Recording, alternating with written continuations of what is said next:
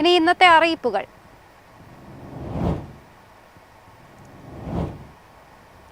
May 15-ന് SSLC പരീക്ഷാഫലം പ്രഖ്യാപിക്കുമെന്ന് വിദ്യാഭ്യാസ മന്ത്രി വി ശിവൻകുട്ടി. ഹയർ സെക്കൻഡറി പരീക്ഷയുടെ ഫലം മെയ് 22-ന് പ്രഖ്യാപിക്കും. SSLC പരീക്ഷാഫലം മെയ് 15-ന് പ്രഖ്യാപിക്കും. വിദ്യാഭ്യാസ മന്ത്രി വി ശിവൻകുട്ടിയാണ് ഈ കാര്യം അറിയിച്ചത്. ഫലപ്രഖ്യാപനം കഴിഞ്ഞാലുടനെ തന്നെ പുനർമൂല്യനിർണ്ണയത്തിനുള്ള അപേക്ഷകൾ സ്വീകരിക്കും. മെയ് അവസാനത്തോടുകൂടി അതിന്റെ ഫലവും പ്രസിദ്ധീകരിക്കും. ഫലപ്രഖ്യാപനം കഴിഞ്ഞാലുടൻ തന്നെ SSLC സർട്ടിഫിക്കറ്റുകളുടെ വിതരണവും ആരംഭിക്കുമെന്ന് മന്ത്രി മാധ്യമങ്ങളോട് പറഞ്ഞു. ഹയർ സെക്കൻഡറി പരീക്ഷയുടെ ഫലം മെയ് 22-ന് പ്രഖ്യാപിക്കും. രണ്ടാം വർഷ ഇംപ്രൂവ്മെന്റ് ഫലം മെയ് 8-നും ഒന്നാം വർഷ പരീക്ഷാഫലം ജൂൺ 10-നും പ്രഖ്യാപിക്കും. പരീക്ഷാ മൂല്യനിർണ്ണയത്തിൽ പങ്കെടുക്കാത്ത 2000-ലധികം അധ്യാപകർക്കെതിരെ ശക്തമായ നടപടിയെടുക്കാൻ നിർദ്ദേശം നൽകിയിട്ടുണ്ട്. പരീക്ഷാ മൂല്യനിർണ്ണയ പ്രവർത്തനവുമായി ബന്ധപ്പെട്ട പിഴവുകൾ വരുത്തുന്ന സ്കൂൾ അധികാരികൾക്കെതിരെ വിട്ടുവീഴ്ചയില്ലാത്ത നടപടി സ്വീകരിക്കുമെന്നും മന്ത്രി മുന്നറിയിപ്പ് നൽകി. സംസ്ഥാനത്തെ സ്കൂളുകളിൽ 5 മുതൽ 9 വരെ ക്ലാസുകളിലെ കുട്ടികളിൽ വാർഷിക പരീക്ഷയ്ക്ക് മിനിമം മാർക്ക് ലഭിക്കാത്ത കുട്ടികൾക്കുള്ള പഠന പിന്തുണ പരിപാടി ഏപ്രിൽ 20-ന് ആരംഭിച്ച് 27-ന് പൂർത്തിയാക്കിയിട്ടുണ്ടെന്നും മന്ത്രി കൂട്ടിച്ചേർത്തു. News desk MyFin TV. പശ്ചിമേഷ്യൻ സംഘർഷത്തെ തുടർന്നുണ്ടായ പാചകവാതക പ്രതിസന്ധിക്ക് പിന്നാലെ ഗ്യാസ് ബുക്കിംഗിലും അടിമുടി മാറ്റം. മെയ് 1 മുതൽ രാജ്യത്തെ LPG ഉപയോക്താക്കൾക്കായി പുതിയ നിയമങ്ങൾ പ്രാബല്യത്തിൽ വരും. സിലിണ്ടർ ബുക്കിംഗ്, ഡെലിവറി രീതികൾ, വില നിർണ്ണയം എന്നിവയിൽ വലിയ മാറ്റങ്ങളാണ് സർക്കാർ കൊണ്ടുവരുന്നത്.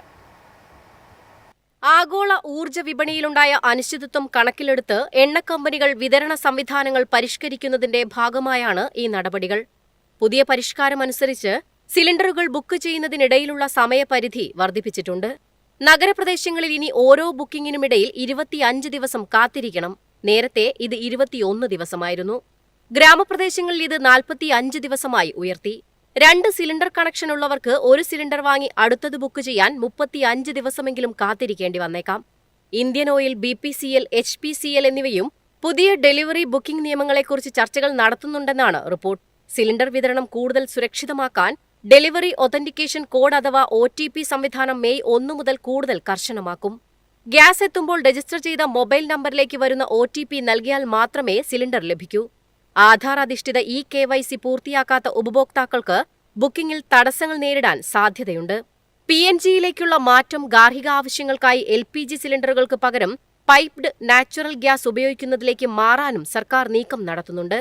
നിലവിൽ PNG ഉപയോഗിക്കുന്നവർക്ക് അവരുടെ നിലവിലുള്ള LPG കണക്ഷൻ സറണ്ടർ ചെയ്യുന്നതിന് വിലക്കുണ്ട്. കൂടാതെ ഇവർക്ക് പുതിയ LPG കണക്ഷനുകൾക്കായി അപേക്ഷിക്കാനും കഴിയില്ല. News desk MyFin TV.